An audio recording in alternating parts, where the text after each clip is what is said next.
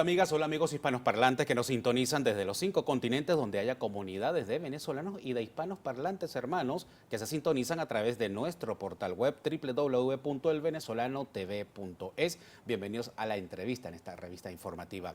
Tenemos enfrente a una mujer que probablemente sea una de las más fuertes y aguerridas de España. Y de inmediato les cuento el porqué. Se llama María Ángeles Pedraza, nació en Córdoba y muy joven se trasladó a vivir a Madrid con su familia a los 14 años. Tras terminar la educación básica, comenzó a trabajar en el Corte Inglés, una de las tiendas más famosas de España. Se casó a los 19 años y tuvo 2 hijos, Miriam y Javier. Su vida transcurría de manera formal y cotidiana como la de cualquier ciudadano español hasta que llegó la fecha del 11 de marzo de 2004. Ese día, María Ángeles perdió a su hija Miriam, una chica muy joven de 25 años que estaba casada y murió en los atentados perpetrados por terroristas islámicos el 11M, o también como se les conoce los atentados del 11 de marzo de 2004 en Madrid. Tras el asesinato de su hija, Pedraza ingresó en la Asociación de Víctimas del Terrorismo, AVT. En 2008 entró a formar parte como vicepresidenta de la Junta Directiva de la AVT, liderada por Juan Antonio García Casquero. Como presidenta de esta asociación, en septiembre de 2012, Ángeles Pedraza se posicionó firmemente contra la excarcelación, por ejemplo, del etarra Josu Uribe-Etxeberria Bolinaga, y también expresó su oposición al cumplimiento de la sentencia sobre la doctrina Parot por parte del Tribunal Europeo de Derechos Humanos. Esto fue en octubre de 2013. En relación con los atentados del 11M, mantiene que no ha sido descubierto el autor intelectual y que no sabemos ni la mitad del 11M. Esto es cierto aún hoy, en 2015. Bienvenida, María Ángeles. Hola, ¿qué tal? Muchísimas gracias. No, no lo sabemos, pero además hay mucha gente que cuando yo digo esto dice que son conspiraciones y son cosas, y no, hay una sentencia del Tribunal Supremo, que es la última que ha habido, porque luego no sé, yo lo he preguntado mucho, pero no sé si se sigue investigando, ¿no? Pero hay una sentencia que dice que no queda claro qué célula yihadista fue, pero sí que parece que no fue Al-Qaeda, y luego dice también que no se sabe quién fue el autor intelectual. Aquí en España siempre se juzga todos los atentados de ETA, que llevamos más de 50 años, al autor material e intelectual. Y en los atentados del 11M nunca se ha sabido quién lo pensó, quién lo puso en marcha, quién lo ideó, y no se ha descubierto y no sé si se está haciendo algo por descubrir. ¿Pero qué está fallando allí? Porque es un atentado que ocurrió ya 11 años hoy. Sí, pero bueno, yo creo que fue un atentado donde hubo mucha política por medio y que a todos les interesó un poco dar una sentencia y con esa sentencia que quedara todo cerrado y tal. Yo creo que en ese momento, aunque nosotros sí que lo estuvimos manteniendo siempre, dijimos que era el principio, en ese momento no se pensó que el fenómeno yihadista iba a avanzar tan rápidamente y tan peligrosamente. Volvamos a ese día, María Ángeles, porque como dije anteriormente al introducir la entrevista, usted era una persona como cualquiera de los españoles. Salíamos a trabajar temprano, almorzábamos, compartíamos con nuestra familia. ¿Cuándo se enteró usted de que había ocurrido lo que había ocurrido en Atocha, que fue donde ocurrió el atentado, y cómo le notifican de la muerte de su hija? Bueno, yo ese día salí a trabajar como siempre y se oyó en mi casa, yo vivo cerca, se oyó un ruido, no como una explosión de bomba ni mucho menos, pero sí un ruido, pero sin mayor importancia. Y nada más bajar al garaje, subí al coche, puse la radio como cada mañana y ahí ya hablaron de explosiones, de qué estaba ocurriendo. Y como en media hora yo ya empecé a intentar buscar a mis hijos. Mi hijo sí me contestó al teléfono. Mi hijo también ese día podría haber sido asesinado porque iban a trabajar todos los días juntos, pero ese día se durmió. Y a mi hija ya no la encontré. Pero vamos, mi hija, como en 2 horas, ya fue empezar a ir a hospitales a buscar el caos que se formó en Madrid. Pero como a la hora y media o las 2 horas ya supe que mi hija ya no iba a volver porque mi hijo es más tranquilo, quizá hubiera tardado más en llamar, pero mi hija, yo el teléfono al principio, todas las llamadas que hacíamos continuamente daba señal y como a los 40-45 minutos se cortó esa señal y yo supe que si mi hija hubiera estado consciente, por lo menos hubiera avisado, nos hubiera avisado. Y al no avisar, como a media mañana yo ya supe que había ocurrido lo peor. ¿Usted considera que ha superado ese día? No, ese día no lo supera nunca una madre. Yo siempre digo que ese día mi vida también se sesgó en esos trenes y siempre digo igual, tienes 2 caminos, o llorar la muerte de tu hija todos los días o salir a luchar. ¿Y usted cogió el segundo? Yo cogí el segundo camino, salí a luchar. ¿Cómo comienza su lucha en la asociación? La Asociación de Víctimas del Terrorismo en España. Fue enseguida. Quiero aclarar que la Asociación de Víctimas del Terrorismo es la más antigua del mundo, no solo de Europa, del mundo. Ahora en febrero ha hecho ya 34 años que se fundó. Por una amiga, no sabes cómo te llega, llegué a los pocos días a la asociación. A los 2 o 3 meses me empezaron a llamar para que fuera a hablar, a dar conferencias de cómo me sentía, de cómo podía ayudar a otra gente. Me involucré, empecé a trabajar con ellos y en 2008, efectivamente, como ha dicho, me propusieron ir en la junta directiva como vicepresidenta. Acepté, ahí estuve trabajando con el presidente y a los 2 años, en 2010, me propusieron ser presidenta y salí elegida y desde entonces, pues cada 2 años hay una candidatura a la cual sigo presentándome y sigo luchando. Creo que me hubiera gustado hacer mucho más, pero me siento orgullosa de lo que he conseguido en estos 6 años, sobre todo a nivel de justicia, porque aunque nos han dado muchos varapalos, creo que si la VT no hubiera estado ahí detrás, todos los etarras ya estarían en la calle. Desde el 2004, cuando el atentado, hasta el día de hoy, 2015, ¿cómo ven ustedes desde la asociación la avanzada del terrorismo yihadista en España? Pues muy peligrosa, pero era algo que veíamos venir. Nosotros hemos denunciado muchísimas veces a todos los gobiernos, al gobierno antes socialista y ahora del Partido Popular, que nos extrañaba mucho que les dieran tantas facilidades, ¿no? Que estaban entrando y se estaban asentando en el país de una manera peligrosa. Están saliendo como setas, como decimos aquí en España, ¿no? Las mezquitas, se está potenciando muchísimas mezquitas. Yo creo que las mezquitas son un caldo de cultivo para captar a estos jóvenes. Y luego hay otras cosas, y es que se les están dando derechos que se le quitan a los españoles. Por ejemplo, en España, desde hace unos años, hubo una ley donde España es católica, casi al 99%, y salió una ley donde de los colegios, para que fueran laicos, aunque fueran colegios mixtos o mitad religiosos, concertados, se quitaban los crucifijos de las clases. Hubo muchos padres que protestaron, pero al final los quitaron. Y sin embargo no entiendo que acepten que las niñas vayan con velo, las niñas musulmanas vayan con velo. El velo, cuando ellos dicen que es una prenda de ropa que les identifica, es mentira. El velo es un signo religioso peligroso, me parece.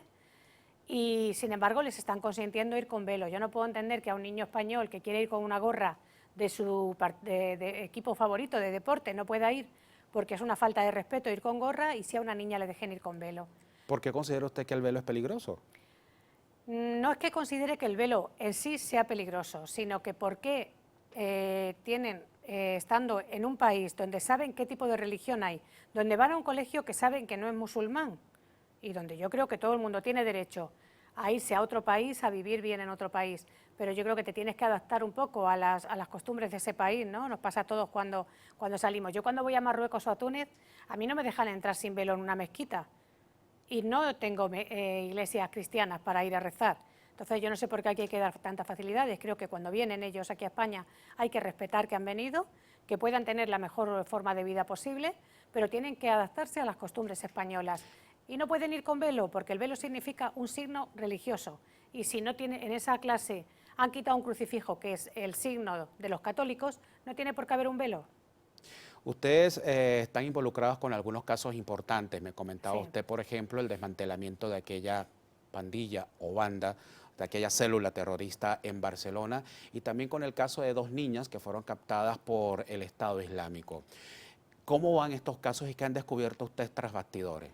Nosotros desde la VT nos dedicamos, casi todo nuestro trabajo va dirigido al tema psicológico de ayuda a la víctima, la ayuda directa, el tema social y el tema jurídico. Nosotros en casos de terrorismo etarra, aquí de ETA, seguimos personados en más de 100 procedimientos, estamos personados como acusación popular en todos los atentados que ha habido en España, y ahora, como estamos desde el 2004 personados también con piezas separadas que quedan sueltas, flecos sueltos que quedan todavía del 11M por cerrar, y bueno, pues ahora ya, por desgracia, en vez de cerrar esto, hemos tenido que abrir otra línea con el tema del yihadismo, y sí, estamos personados en cualquier célula que detienen, como ha sido el caso de Cataluña.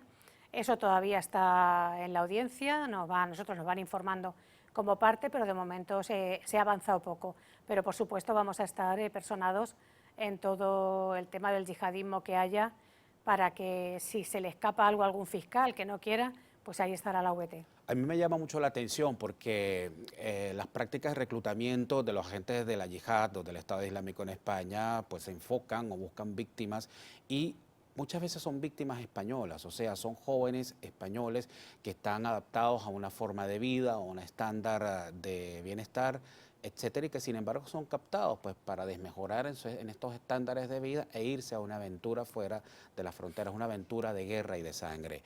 ¿Qué es lo que provoca el estímulo y la adhesión de estos chicos al Estado Islámico? Bueno, yo creo que ahí tiene que ver mucho la educación y la familia, ¿no? Yo creo Ujú. que los chicos jóvenes en su adolescencia son un caldo de cultivo que, que está siempre emergente, ¿no? Y que está, lo llevas hacia donde quieres. Entonces puede caer en buenas manos o en malas manos. Influye mucho la educación de los colegios, que yo creo que se ha perdido mucho. Influye mucho el tema de las familias. Ahora las familias en España también tienen que trabajar, el padre, la madre. Yo creo que los hijos tampoco tienen tanto apoyo. Y aunque los eduquen muy bien, al final los jóvenes, todos lo sabemos, van buscando lo desconocido. Y efectivamente, por desgracia, los están enganchando, porque no están enganchando solo a chicos jóvenes de familias desfavorecidas o desestructuradas. Estamos viendo cómo son niños que están en buenos colegios, con familias con recursos, y sin embargo los captan. Yo creo que ahí tenemos que estar las familias muy atentas, porque también el Estado tiene que controlar mucho que no se filtren estos yihadistas dependiendo en qué sectores, en qué colegios, y hay que estar muy vigilantes, porque al final los jóvenes se dejan llevar por lo fácil. Pero esto es alarmante porque ya me está diciendo usted que no son solamente, por ejemplo, los jóvenes que están en situación de desprotección No, no, no, no, del no. estado de Las bienestar, últimas sino... niñas que se fueron eran de familias normales, españolas, de familias que no estaban pasando necesidades, y es muy preocupante, pero es eso. Yo creo que es la vigilancia total que tiene que haber entre la familia, la conexión, de controlar cómo está el niño. A mí me parece que hoy en día el mayor peligro que existe, aunque yo soy aficionada, son las redes sociales. Antes un joven con 13, 14 años tenía un círculo que era su familia y sus amigos y su Claro. colegio. Ahora están todo el día con las tablets desde que tienen 5, 6, 7 años, todo el día con las tablets, con los teléfonos, y ahí cogen mucha información. Estamos viendo cómo se les capta a muchos niños A través de las redes muchísimos sociales. peligros a través de las redes sociales. Yo creo que los padres tienen que controlar muchísimo el tema de las redes sociales, y un niño con 12, 13 años no puede estar todo el día con una tablet y un teléfono móvil. ¿Los ha escuchado ustedes el gobierno español desde 2004 hacia acá, hasta el día de hoy? Pues la verdad es que se nos escucha poco porque nosotros, por ejemplo, con la derogación de la doctrina Parot, creemos que el Gobierno no tendría que haber acatado esa sentencia, puesto que en Estrasburgo no acatar esa sentencia no significa salir de la Unión Europea, ni significa nada. Con Estrasburgo tenemos un tratado que lo mejor es respetarlo, pero ante la alarma social que provocaba el que salieran casi 100 terroristas a la calle y violadores, creo que el Gobierno español no tendría que haber acatado, como no tendría que haber dejado libre a Bolinaga. Sin embargo, fíjese usted, el 28 de julio, el Comité contra el Terrorismo, estoy leyendo aquí en mi teléfono, del Consejo de Seguridad de la ONU, que reúne en Madrid a 400 expertos en 70 países, aprueba hoy una declaración, estamos a 28 de julio, sobre medidas para frenar el flujo de combatientes terroristas extranjeros a zonas de conflicto. ¿Qué esperan ustedes? Porque tengo entendido que ustedes están muy pendientes de esta reunión de la ONU. ¿Qué esperan ustedes de esto? Bueno, yo me alegro mucho que se haya producido esta reunión, y más en Madrid, porque creo que es una ciudad muy importante que ha vivido el mayor atentado de Europa, o sea, con lo cual yo estoy muy contenta. Me parece bien que haya esa declaración. Yo lo que pido a los gobiernos, incluido el español, es que luego esas medidas se tomen de verdad. No que haya una declaración con una reunión maravillosa hoy de muchos países, donde se lea una declaración y todos salgan tan felices. No, hay que leer una declaración y hay que ponerla en marcha. Y hay que llevar a cabo todas esas medidas, porque algo falla, algo está fallando cuando estamos. No puede ser que un país como España, en un Estado de Derecho, llevemos 50 años sin derrotar a ETA. Más de 50 años sin derrotar a ETA. Entonces no podemos llevar la misma línea, que aunque no tengan nada que ver los terrorismos, cada uno, porque unos quieren separatismo, los otros lo que quieren es matar por matar, pero es atentado terrorista al final. Y si en derrotar a ETA llevamos más de 50 años y no lo hemos conseguido todavía, no podemos utilizar lo mismo con el terrorismo yihadista. O sea, hay que tomar medidas drásticas, y yo creo que es la única solución de que España no acabemos peor de lo que estamos. Volviendo al tema de los atentados y de la ayuda psicológica que prestan ustedes a las víctimas del terrorismo, ¿qué es lo primero que padece y que sufre una persona que ha sido víctima del terrorismo? Bien porque haya sobrevivido a un atentado o bien porque sea familiar de alguien que murió en un atentado terrorista.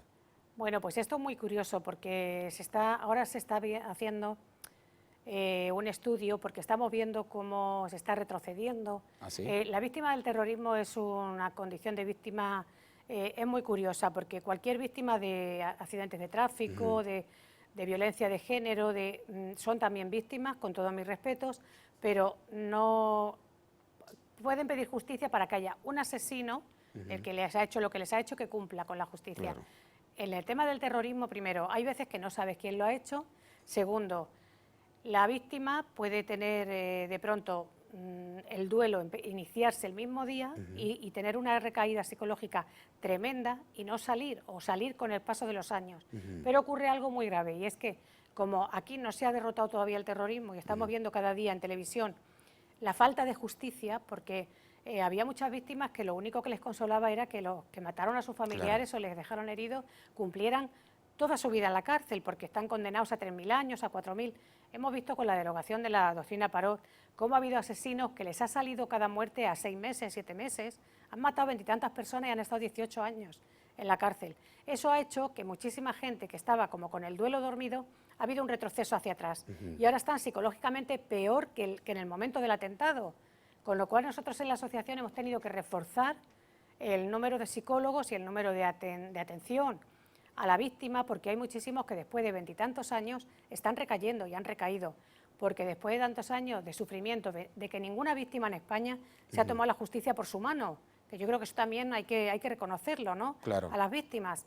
Pero cuando ven que ahora no hay justicia, ¿y ahora qué hacemos? Es la pregunta.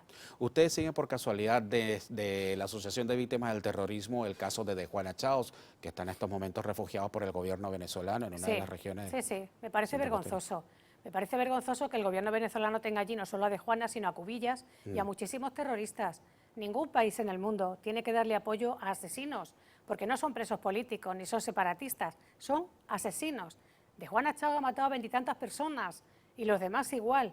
Entonces, a mí personalmente, como Ángeles Pedraza, me da vergüenza que haya un gobierno, no solo que les dé cobijo, sino que les dé puestos en sus ministerios, como pasa con Cubillas, y que les dejen vivir en una zona maravillosa a De Juana, cuando sabe que en España estamos pidiendo la extradición y estamos diciendo que vuelva, que tiene causas pendientes y que ha asesinado a muchas familias y que hay muchas familias que lo están pasando todavía muy mal por culpa de este asesino. Pero usted sabe que aunque el gobierno español haya solicitado la extradición de Juana, esto puede caer en un punto muerto, es decir...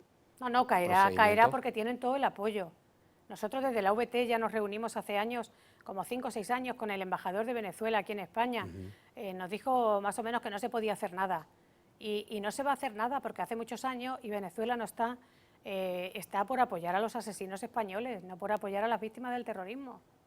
¿Ustedes han intentado reunirse los últimos meses con el embajador de Venezuela en España, Maricea? No. ¿Han intentado hacerlo? No, porque además yo creo, nosotros ya lo intentamos, pero creo que tiene que ser el ministro de Asuntos Exteriores y nuestro gobierno el que se reúna. Por ejemplo, ahora he leído hoy que han llamado para reunirse con el con el embajador venezolano por la frase que ha dicho Maduro contra el presidente Rajoy. Pero yo creo que también habría que llamarle para, de una manera seria, decirle que tiene que extraditar a los asesinos. Pero lo que está ocurriendo no lo entendemos. ¿Y ustedes no se han reunido con Margallo, por ejemplo, para solicitarle esto específicamente por el tema de Nosotros le hemos pedido ya por activa y por pasiva de todo, a todo, al gobierno, a Margallo, a todos, que pidan la extradición. Y no sé si la piden o no, el caso es que los asesinos siguen viviendo por allí. En algunos casos nos dicen que no saben dónde están y ha sido la propia asociación y las víctimas las que hemos tenido que ir a decirle dónde estaban los asesinos, porque está publicado dónde viven, dónde están, y de momento ellos siguen viviendo felizmente y las víctimas aquí sufriendo. Ustedes me recuerdan un poco a las organizaciones que cazaban nazis después de la Segunda Guerra Mundial, que se dedicaban a investigar dónde estaban escondidos para posteriormente pues sí, solicitar justicia internacional. Sí, yo afortunadamente que en España existimos, porque si no, con los diferentes gobiernos yo creo que ya estarían todos en sus casas y se habría pasado página y las víctimas ya no seríamos nada. Pasamos de esta nuevamente al terrorismo yihadista. En España estamos en alerta 4 y Margallo la semana pasada, el ministro de Relaciones Exteriores de España, fue contundente y dijo al terrorismo yihadista se lo combate por las armas.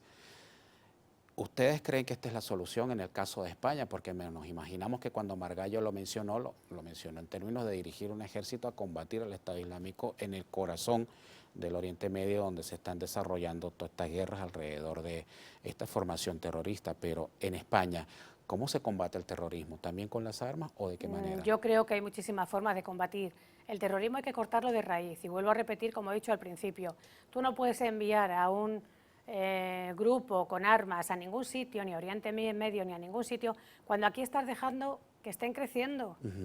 Vuelvo a repetir, yo cortaría el tema de las mezquitas, yo cortaría el tema de los signos religiosos, con respeto a que vivan en España, pero con las costumbres adaptadas que se tienen en España. Pero eso no es un hay que atentado, cortarlo de raíz. pero eso no es un atentado contra la libertad de expresión o contra la libertad de culto. Bueno, y entonces, ¿por qué a los españoles nos quitan el crucifijo de las escuelas? ¿Por qué un chico no puede llevar una gorra? ¿Por qué a los españoles que vivimos en nuestro país, nos coartan esa libertad de expresión y están dejando que los musulmanes campen a sus anchas? Cuando digo esto no digo que no vivan en España, pero que vivan adaptados a las costumbres de España. Pero por respeto, vuelvo a decir, como he dicho antes, yo cuando voy a un país musulmán, yo me adapto a ese país cuando quiero ir a visitarles, porque creo que tengo que respetar al anfitrión, que son ellos, y adaptarme a sus costumbres.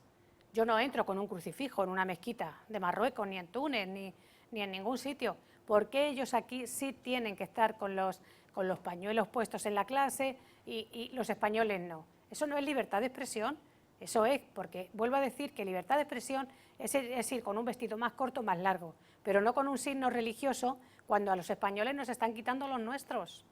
¿De qué manera han investigado ustedes que estaría penetrando el terrorismo islámico a través de las mezquitas en España? No, nosotros eso no lo hemos investigado, pero está claro por toda la información que sale que en las mezquitas es donde se realizan estas captaciones. ¿A ustedes les preocupa también el crecimiento de la fabricación o de la instalación de mezquitas en los últimos años, me comentaba? A mí muchísimo, a mí me preocupa mucho, pero me viene preocupando mucho desde el 2004. Me preocupa muchísimo que se estén haciendo tantísimas mezquitas. Creo que, vuelvo a repetir, ellos eligen venir a España, que es otro país con otras costumbres, y que se tiene que adaptar a esto son ellos, no nosotros. El país, yo creo que todo el mundo tiene derecho a vivir libre, a vivir con una libertad de expresión, pero con un respeto. ¿Cuántos miembros tienen ustedes en la asociación en estos momentos? Ahora mismo tenemos, es una asociación a nivel nacional de toda España, tenemos 14 delegaciones fuera de Madrid y asociados, somos unos 4.500 asociados. ¿Y todos son víctimas o han sido víctimas del terrorismo? Víctimas y familiares de primer grado, sí. ¿Y cuál es la primera reivindicación que desde el centro de la asociación ustedes están reclamando hoy en 2015? Pues nuestro lema, que es verdad, memoria, dignidad y justicia. ¿De qué manera creen ustedes que ha actuado el gobierno? Porque usted me dice, en el caso de los atentados del 11M de 2004, porque usted me dice que se ha investigado, pero no lo suficiente. Y esto se lo pregunto porque temo entonces que lleguemos a la siguiente conclusión, que el terrorismo yihadista esté superando al propio gobierno y esté superando a la inteligencia del gobierno. Sí, porque yo en el 2004 siempre digo que ocurrió el atentado del 11 de marzo y el día 14 eran las elecciones generales. Sí. Durante esos 3 días, la información que dieron un partido y otro, aquí saben que siempre ha habido bipartidismo hasta ahora, Partido Socialista y Partido Popular. Durante esos 3 días lo único que hicieron los dos gobiernos fue pelearse a ver quién se colgaba más medallas para ganar el domingo. Esto ocurrió un jueves y era pelearse a ver quién ganaba más para llegar el domingo. El domingo quien ganó salió triunfante y un poco en esos 3 días se perdieron pues la línea de custodia de pruebas, hubo muchísimos fallos de profesionales, un gobierno encaminó la investigación hacia ETA, otro gobierno lo encaminó hacia otro sitio. Yo creo que en esos 3 días fueron primordiales para la investigación y se perdieron más en a ver quién gana el domingo que en realmente llevar a cabo la investigación. Y eso evita entonces que hoy día sepamos quiénes realmente llevaron entonces a cabo el ya atentado. luego hubo muchísimo, fue una comisión que hubo luego también en el Congreso donde solo eran peleas políticas, o sea, fue más la pelea política el investigar realmente. Luego, además, creo que, por ejemplo, con Marruecos, yo oigo constantemente en la televisión y en la radio que tenemos ahora una relación buenísima.